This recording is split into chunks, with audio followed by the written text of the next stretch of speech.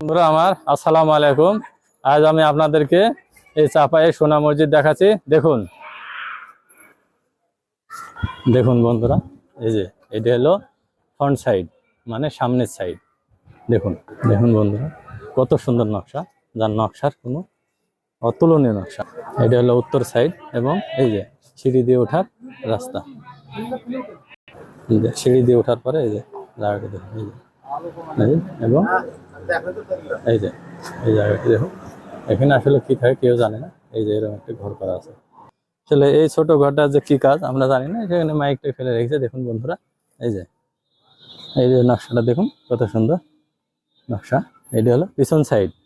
দেখুন বন্ধুরা, এই নকশাগুলো দেখুন কত সুন্দর, কত সেই আমলের নকশাগুলা, এখন কত সুন্দর লাগছে দেখুন।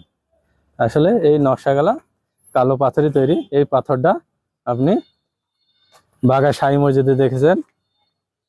বাঘা যে কবর শরীফের মাঝে যে মসজিদ আছে সেটা তো দেখেছেন, এবং ভেল্লাবাড়ি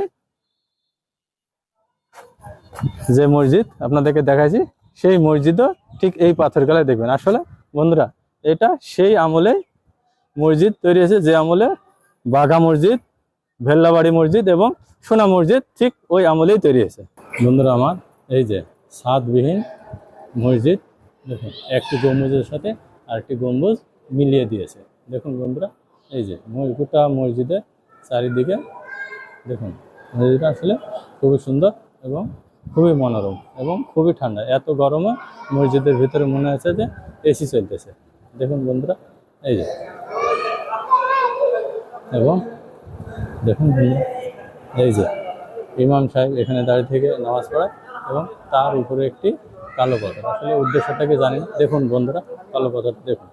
এই যে ইমাম সাহেব পড়ে, তার পাশে ঠিক এরমই একটি জায়গা আছে। আসলে এর যে কি কাজ আমরা সেটা জানি না, তবে আমার মনে হচ্ছে সেই সময় হয়তো সেনাবাহিনী বা কোনো গুরুত্বপূর্ণ লোক দাঁড়িয়ে থেকে কোনো কথা বললে এখান থেকে দাঁড়িয়ে থেকে হয়তো দেখুন নকশাগুলা দেখুন কত সুন্দর। দেখুন বন্ধুরা, এই যে নকশাগুলা কত সুন্দর লাগতেছে।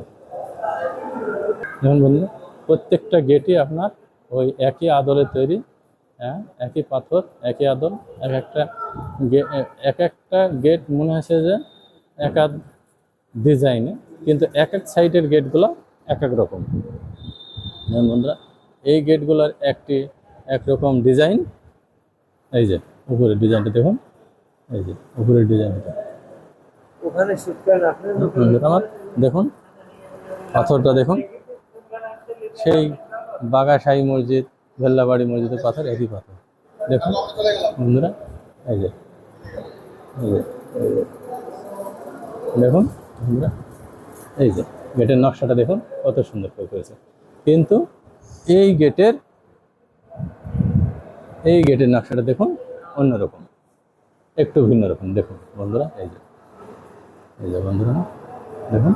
কিন্তু এই যে পাথরগুলা দেখছেন, বাঘা শাহী মসজিদ, আপনার ভেল্লাবাড়ি মসজিদ, একই পাথর দিয়েই তৈরি। এবং উপরে যে একটি সেলফের মতো দেখছেন বন্ধুরা, এইটা মূলত এখানে বসে ইমাম সাহেব বিচার কার্য সম্পন্ন করতেন। দেখুন বন্ধুরা, এই যে পাথর, এই পাথরটা নকশাটা মনে হচ্ছে যে কয়েকদিন আগেই তৈরি হল। দেখুন নকশাটা কত সুন্দর।